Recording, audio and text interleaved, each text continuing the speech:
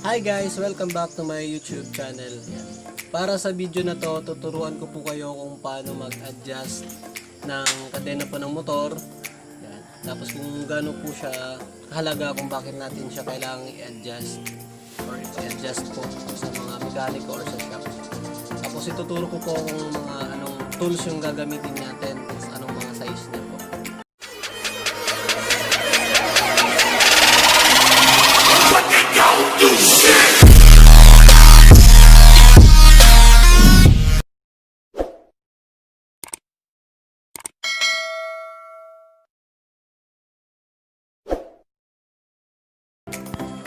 So ayan guys, ito po yung mga gagamitin nating tools para sa pag-adjust natin or pag-align ng kadena ng motor.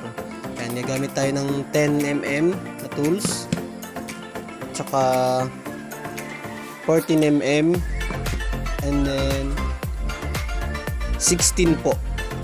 16mm. So tatlo lang po yan yung mga kailangan natin para pag-adjust. So dito po sa adjuster niya, 10mm po yung gagamitin natin. Tapos dito po sa axle, 14 dito. Tapos dun po sa bolt sa kabila, 17. So ito po yung kadena.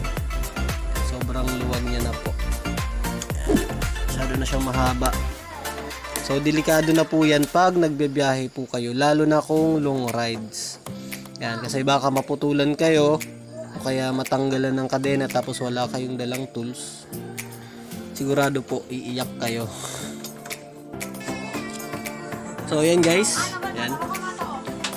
Magsimula na tayo. Bali dito po tayo sa kabila. Ayan. Luwagan lang po natin yung bolt na to gamit yung 17mm po natin na tools. Ayan, luwagan siya. Ay, tigas.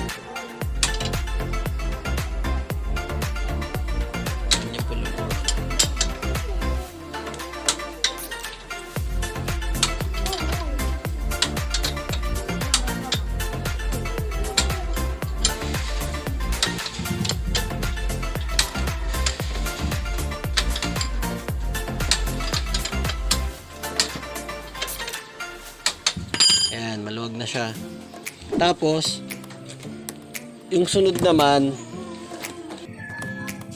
higpitan nyo na yung bolt ng ano natin, ng adjuster. Ito.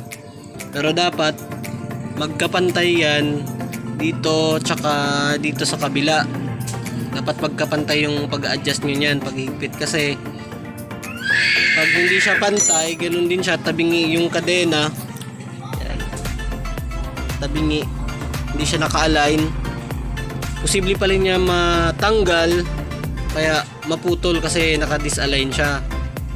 Hindi siya sa kadena, hindi siya fit. Higpitan na natin siya.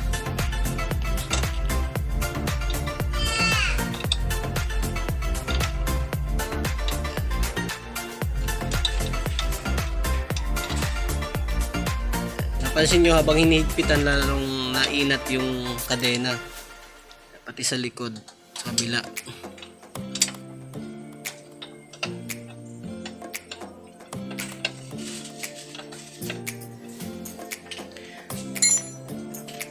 Makikita nyo na pantay na siya kung meron kasi yung mga guhit dito.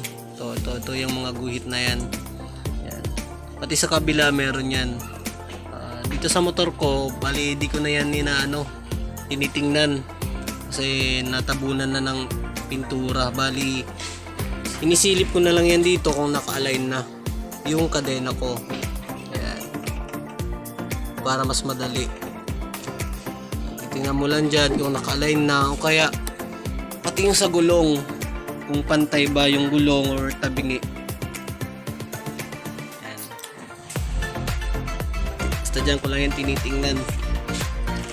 Tapos dapat hindi po siya masyadong mahigpit, may clearance pa rin yung kadena, may pre-wheel pa rin yung kadena.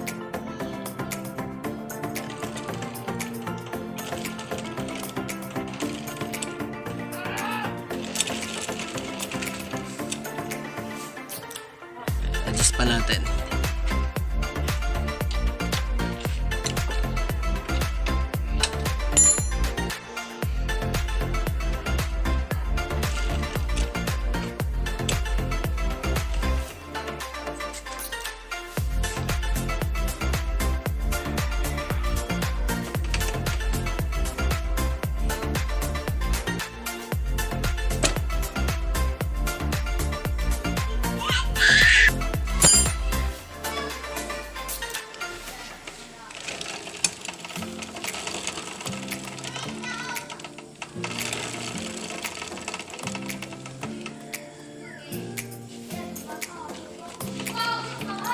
So yan guys, okay na yan.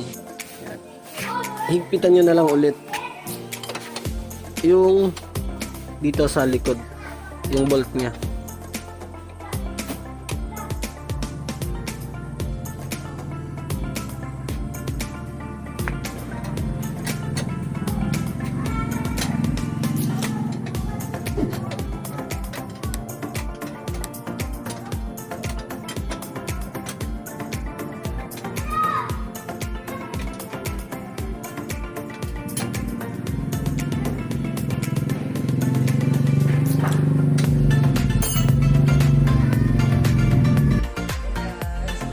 Guys, tapos na tayo.